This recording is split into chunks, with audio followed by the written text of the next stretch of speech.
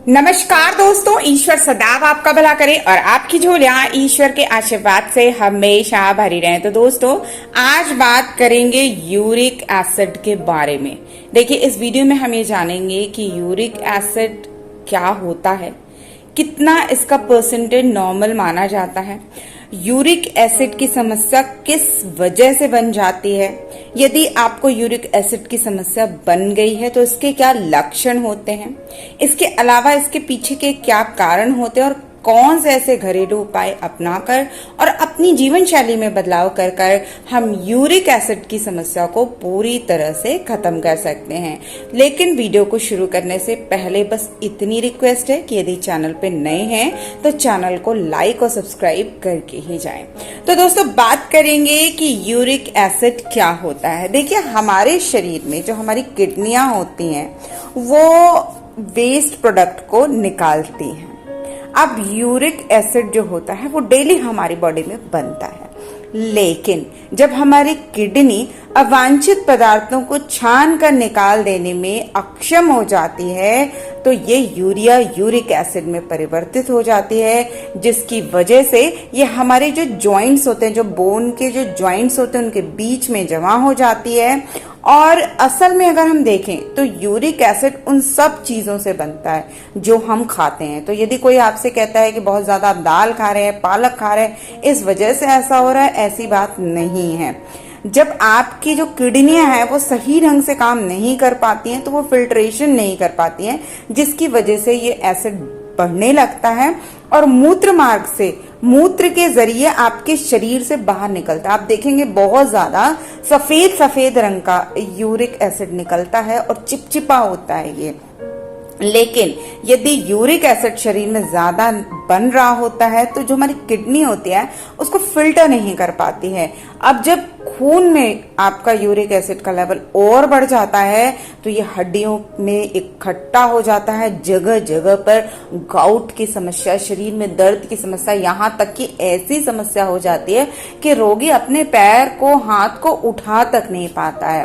तो देखिए, एक ऐसी समस्या है जो हमारे डेली के जीवन शैली से भी बहुत हद तक जुड़ा होता है। यदि हम आयुर्वेद की दृष्टि से देखें कि यूरिक एसिड क्या होता है तो वात अर्थात वायु और रक्त अर्थात खून जब एक साथ कुपित हो जाते हैं, अर्थात जब खून में आपकी वात प्रवृत्ति की जो मात्रा है वो बढ़ जाती है तो दूषित रक्त के द्वारा वायु का जो मार्ग है वो अवरुद्ध हो जाता है और रुकी हुई वायु पूरी रक्त को दूषित कर देती है और यह दूषित रक्त धीरे धीरे नीचे आपके पैरों में, हाथों में इकट्ठा हो जाता है और वायु के साथ मिलकर वात रक्त रोग उत्पन्न कर देता है, जिसे आप आयुर्वेद में वात रक्त रोग कहते हैं। और अगर हम एलोपैथी की बात करें तो यूरिक एसिड की प्रॉब्लम इसे कहते हैं। अब हम बात करेंगे कि अगर नॉर्मल लेवल क्या होते हैं। अगर फीमेल्स की बात की जाए तो उनमें 2 से या आप 2.5 ले लें, 2.5 से 6 के बीच का जो एसिड का स्तर होता है यूरिक एसिड का वो नॉर्मल होता है। मेल में ये 3 से 3.5 से 7 के बीच होना चाहिए। तो देखिए, ये मात्रा आपको यूरिक एसिड का टेस्ट कराने के बाद ही आपको पता चल सकता है कि आपके यूरिन में जो यूरिक एसिड की मात्रा है वो कितनी है। इसके अलावा जिन लोगों के शरीर में गाउट जैसा दर्द है तो वो अपनी यूरिक एसिड की जांच अवश्य करा लें। हो सकता है कि ये जो बीमारी है, ये जो सूजन है, दर्द है, वो यूरिक एसिड बढ़ने से भी हो जाता है। अब बात करेंगे कि यूरिक एसिड क्यों बढ़ जाता है, क्यों ये दर्द बढ़ता है, जिसकी वजह से इतनी समस्याएं होती हैं, क्यों हमारी किडनियां अच्छे ढंग से फंक्शन करना बंद कर देती हैं। देखिए, आहार और जीवन शैली ये 2 ऐसी चीजें हैं जो हमारी जिंदगी में सबसे ज्यादा महत्वपूर्ण भूमिका निभाती हैं। देखिए, अगर किसी कारणवश, किसी बीमारी की वजह से किडनी या गुर्दे कभी कभी खराब हो जाते हैं, जिसकी वजह से फिल्ट्रेशन की क्षमता खत्म हो जाती है तो यूरिया जो होती है वो यूरिक एसिड में परिवर्तित हो जाती है, जो धीरे धीरे आपकी हड्डियों के बीच जमा हो जाती है। लेकिन हाँ, कभी कभी हम अपने आहार में भी कुछ चीजों की मात्रा बढ़ा देते हैं, जिसकी वजह से भी इस तरह की समस्या हो जाती है। जैसे जो लोग बहुत ज्यादा प्रोटीन रिच फूड लेते हैं, खासकर जिसमें प्यूरिन ज्यादा होता है, या वो लोग जो अधिक मात्रा में शराब पीते हैं और स्मोकिंग करते हैं, उनके शरीर में भी यूरिक एसिड बढ़ जाता है। बहुत लोग सोचते हैं जी ब्लड बहुत बढ़ गया तो बहुत अच्छा है, ऐसी बात नहीं है। जब आयरन लेवल भी बहुत ज्यादा हो जाता है तो भी गाउट की समस्या और यूरिक एसिड की समस्या बढ़ जाती है। ज्यादा जब आयरन अर्थात खून की मात्रा भी जब बढ़ने लगती है तो भी इस तरह की यूरिक एसिड की समस्या हो जाती है। इसके अलावा जिन व्यक्तियों को उच्च रक्तचाप की शिकायत रहती है, उनका यूरिक एसिड भी बढ़ जाता है। जिन लोगों की थायराइड की मात्रा ज्यादा या कम होती है, उनके साथ भी ऐसी समस्या देखी गई है।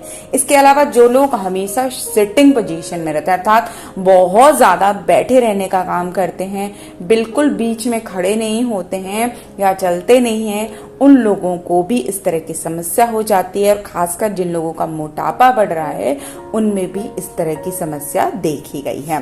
तो ये तो लक्षण से पहले आपके कारण हैं जो ये बताते हैं कि क्यों यूरिक एसिड बढ़ता है। लेकिन अब हम जानेंगे कि क्या सिम्टम्स हो सकते हैं, क्या लक्षण होते हैं। देखिए, जब यूरिक एसिड बढ़ता है तो पैरों के जोड़ों में दर्द होने लगता है, पैरों की एड़ियों में दर्द होने लगता है, जो आपके हड्डियों के जॉइंट्स है वहां पे सूजन आ जाती है, सुबह शाम ज्यादा तेज दर्द होता है। इसके अलावा जब आप बहुत देर तक बैठे रहते हैं तो आप देखेंगे कि पैरों में एक झंझनाहट सी होने लगेगी, एड़ियों में सहन ना होने वाला दर्द होने लगेगा और थोड़ी देर बाद वो दर्द सामान्य होने लगेगा। पैरों, उंगलियों, गांठों में सूजन होने लगेगी। आपका जो ब्लड शुगर का लेवल है वो बढ़ जाता है। अब इसकी स्टार्टिंग कैसे होती है, जितने भी आपके जॉइंट्स है बॉडी के, उंगलियों के भी हो सकते हैं, हाथ की उंगलियों के और पैर की उंगलियों के भी, वहां पे तेज से दर्द होता है।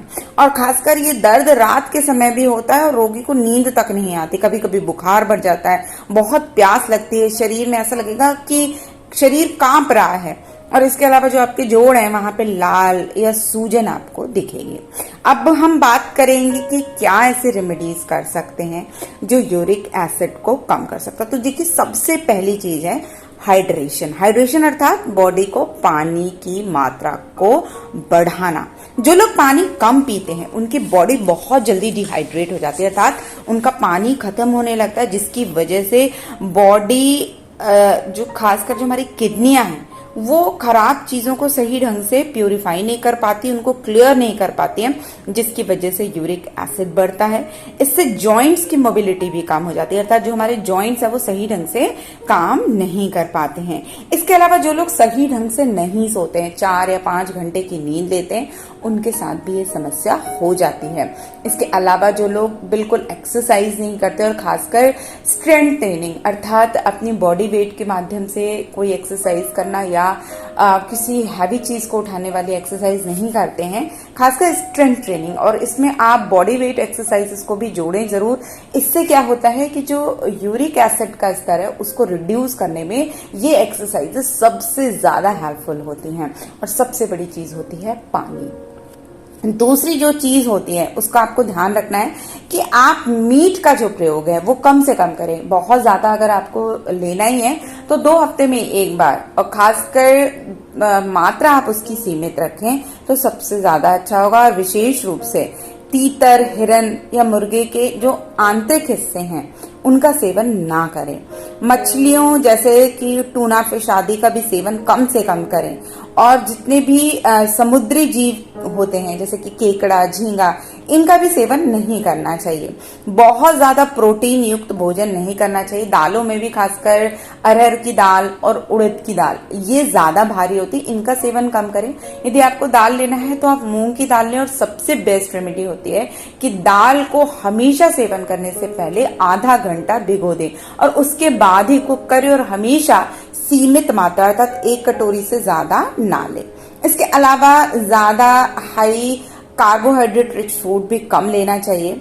इसके अलावा यदि बात की जाए कि क्या क्या चीज आप ले सकते हैं, तो देखिए ऐसे रोगियों को मिल्क, कर्ड और जो आपकी छाछ होती है अर्थात दही, छाछ, दूध, ये सारी चीजें बहुत अच्छी होती हैं। इसके अलावा आप दही में किशमिश डालकर इसे जमा सकते हैं। ये भी बहुत ज्यादा फायदेमंद होती है आपकी हड्डियों के लिए, आपकी त्वचा के लिए और आपके शरीर के पूरे स्वास्थ्य के लिए, और खासकर हार्मोनल डिसबैलेंस जो होता है उसको भी सही करती है। इसके अलावा आप जो नट्स होते हैं अर्थात जो ड्राई फ्रूट्स होते हैं उनका सेवन भी एक सीमित मात्रा में ही करें।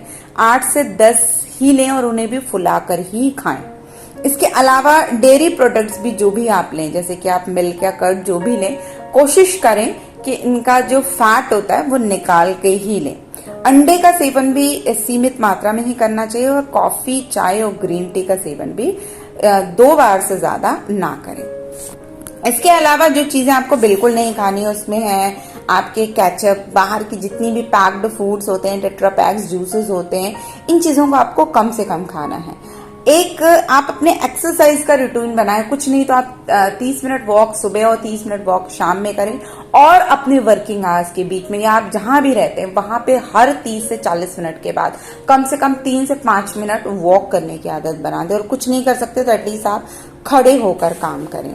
तो ये बहुत ऐसी जरूरी चीजें हैं जो आपके लिए बहुत जरूरी हैं ताकि जो यूरिक एसिड है उसको आप कंट्रोल कर सके। लेकिन ये तो बात हुई आपकी जीवन शैली की, लेकिन अब हम बात करेंगे कि ऐसे क्या आयुर्वेदिक उपचार हम कर सकते हैं जो यूरिक एसिड को कंट्रोल कर सकता है।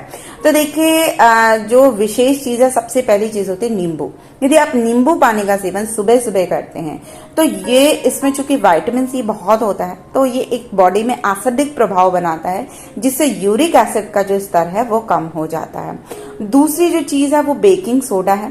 1 गिलास पानी में आधा चम्मच बेकिंग सोडा यदि आप घोलकर 2 सप्ताह तक सेवन करते तो इससे भी यूरिक एसिड का जो स्तर है वो काफी कम हो जाता है। इसके अलावा आप अपने खाने में अजवाइन का प्रयोग जरूर करें, ये यूरिक एसिड को कम करने में बहुत ही फायदेमंद होता है। इसके अलावा जो लोग नींबू नहीं लेना चाहते, बेकिंग सोडा नहीं लेना चाहते, वो एप्पल सिडर विनेगर इसका प्रयोग कर सकते हैं। 1 गिलास पानी में 2 चम्मच आप सेब का सिरका मिलाकर दिन में 2 बार सेवन करें। इसके भी आप 2 हफ्ते के सेवन में ही देखेंगे कि यूरिक एसिड का जो स्तर है वो काफी हद तक कंट्रोल होने लगता है। इसके अलावा जब बथुआ का मौसम आता है, आप उस समय यदि बथुए के पत्तों का जूस निकालकर सुबह सुबह आधा ग्लास या 1/4 ग्लास यदि आप इसका सेवन करते हैं खाली पेट, तो ये भी यूरिक एसिड के स्तर को सामान्य बनाने में बहुत ज्यादा मददगार होता है। और सबसे बड़ी चीज है, ज्यादा से ज्यादा पानी पिएं ताकि आपकी जो किडनी है वो अच्छे ढंग से काम कर सके। इसके अलावा अश्वगंध भी यूरिक एसिड के लेवल को सामान्य रखने में बहुत मदद करता है। इसके लिए 1 चम्मच शहद में और 1 गिलास पानी में आपको थोड़ा सा आधा चम्मच के आसपास अश्वगंध का पाउडर मिलाना है और इसे आपको पी लेना है। लेकिन एक बात का ध्यान रखें कि गर्मियों में अश्वगंध का सेवन सीमित मात्रा में ही करें। इसके अलावा आंवले का मिश्रण का सेवन भी यूरिक एसिड को कम करने में बहुत फायदेमंद होता है। ऐसे लोगों को नारियल पानी का सेवन ज्यादा करना चाहिए और बाहर के जूस इत्यादि का सेवन करने के बजाय आप नारियल पानी और पानी, इन 2 चीजों का सेवन करें तो आपकी बॉडी से यूरिया का स्तर जो है वो धीरे धीरे रिड्यूस होने लगता है। इसके अलावा पपीता भी यूरिक एसिड को कम करने में बहुत ज्यादा फायदेमंद होता है। इसके लिए आपको क्या करना है कि एक कच्चा पपीता लेकर उसको बीज से काटकर बीजों को अलग कर लें। अब 2 लीटर पानी में 5 मिनट के लिए आप इस कच्चे पपीते को उबाल लें और इस पानी को ठंडा करके छान लें और फिर दिन में 2 से 3 बार आप इसे पिएं। यदि आप इससे भी 15 दिन इस प्रयोग को करते हैं तो इससे भी यूरिक एसिड को कम करने में बहुत फायदेमंद होता है। लेकिन कुछ चीजों का ध्यान रखें कि यदि यूरिक एसिड बहुत बढ़ रहा है, शरीर में बहुत दर्द है, आप जब पेशाब करते हैं बहुत ज्यादा सफेद सफेद चिकना चिकना पदार्थ निकलता है, शरीर में जम रहा होता है, शरीर के जोड़ों में दर्द व लालिमा व सूजन उत्पन्न हो जाए तो अपने डॉक्टर से तुरंत संपर्क करें। लेकिन याद रखें कि डॉक्टर भी हमेशा यही कहता है कि आप पालक छोड़ दें, दाल छोड़ दें, मीट छोड़ दें, अंडा छोड़ दें। लेकिन सब चीज को छोड़ना एक सॉल्यूशन नहीं है, क्योंकि आखिर में हम खाएंगे क्या। तो सब कुछ छोड़ने के बजाय अपनी जीवन शैली पे आप सबसे ज्यादा फोकस करें और उसके बाद जब तक आपका यूरिक एसिड का स्तर सामान्य नहीं हो जाता, इन चीजों को थोड़े दिन आप अवॉइड करें और जब भी लें तो हमेशा सीमित मात्रा में ही प्रयोग करें, तो आप यूरिक एसिड के बढ़ने की समस्या से काफी हद तक निजात पा सकते हैं। तो दोस्तों, आशा करती हूँ ये वीडियो आपके लिए काफी इंफॉर्मेटिव रही होगी। यदि वीडियो पसंद आए तो अपने